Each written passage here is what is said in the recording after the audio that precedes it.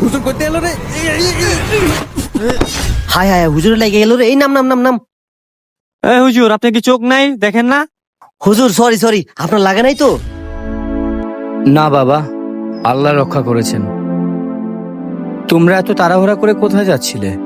সত্যি কথা বলতে হুজুর, আমার এক বন্ধুর বাসায় দুর্গাপূজার দাওয়াত ছিল, সেখানে যাচ্ছি। ও হুজুর, ভুলেই গেছিলাম, মসজিদের ফ্যান লাগানোর জন্য আব্বু আপনাকে এই টাকাটা দিতে বলছে। আল্লাহ তোমার আব্বুকে নেক হায়াত দান করুক। তো তোমরা পূজা যাচ্ছিলা বললে? হ্যাঁ হুজুর, প্রতি বছরই তো যাই। কেন? আসলে হুজুর, আমি মনে করি পৃথিবীতে ধর্ম আসছে মানুষের ভিতরে ভেদাভেদ সৃষ্টি করার জন্য। ধর্ম যদি পৃথিবীতে শান্তিই আনতো, তাহলে পৃথিবীতে এত আলাদা আলাদা ধর্ম হতো না। তোমার কথায় যুক্তি আছে বাবা। আচ্ছা চলো। কোথায় হুজুর? আপনিও যাবেন নাকি আমাদের সাথে পূজা দেখতে? হ্যাঁ চলো। এই তাড়াতাড়ি উঠতো, আয়। হুজুর কি কইলেন, বুঝলাম না তো। হুজুর, আপনি পূজা মণ্ডপে যাবেন, বিষয়টা কেমন না? আসসালামু আলাইকুম সভাপতি সাহেব। ওয়ালাইকুম আসসালাম। আপনাকে মনে মনে খুঁজছিলাম। কেন? আপনি যেহেতু আসছেন, আমাকে একটা হেল্প করতে হবে। জি বলুন, কিভাবে আপনাকে সাহায্য করতে পারি? হুজুর, আমার দেরি হয়ে যেতেছে।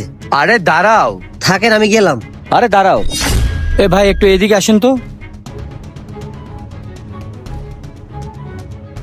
আমি তোমাকে 1 লাখ টাকা দিব। শর্ত শুধু একটাই, তোমার বাবার সামনে যদি এই লোকটাকে তুমি বাবা বলে ডাকো, তাহলে আমি তোমাকে 1 লাখ টাকা দিব।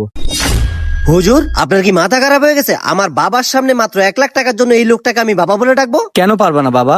উনি তো একজন সম্মানিত ব্যক্তি, তার বিনিময়ে তো আমি তোমাকে 1 লাখ টাকাও দিচ্ছি। হুজুর, আপনাদের এখানে কি হয়েছে? আমি তো কিছুই বুঝতে পারতাছি না। কও আব্বা, কও। হুজুর, আমার বাবা এখানে দাঁড়ানো, আর আপনার 1 লাখ টাকার থেকে আমার বাবার সম্মান অনেক বেশি। এই সামান্য 1 লাখ টাকার জন্য আমি আমার পরিচয়টা বিক্রি করে দিতে পারবো না। গুড, আমি এই অ্যান্সারটাই তোমার থেকে আশা করেছিলাম। বাবা, তোমাকে সৃষ্টি করেছেন কে? আল্লাহ। তোমাকে খাওয়ান কে, পড়ান কে, সম্মান দিয়েছেন কে? সবই আল্লাহ দিয়েছেন। তাহলে তুমিই বলো, যে জন্মদাতা বাবার সামান্য অপমান 1 লক্ষ টাকার জন্য তুমি সহ্য করতে পারছো না।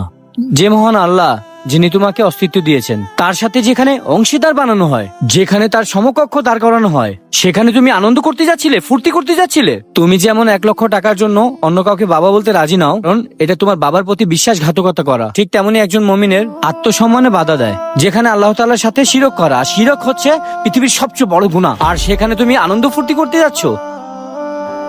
অনেক ভাগ্যবান সভাপতি সাহেব, ছেলে আপনাকে অনেক ভালোবাসে, তাই তার বাবার স্থান অন্য কাউকে দিতে পারেনি। আশা করি আজকে থেকে সে তার আল্লাহকেও ভালোবাসবে। আজকে থেকেই বলুন, আর নয় আল্লাহকে অপমান। আপনার আরেকজন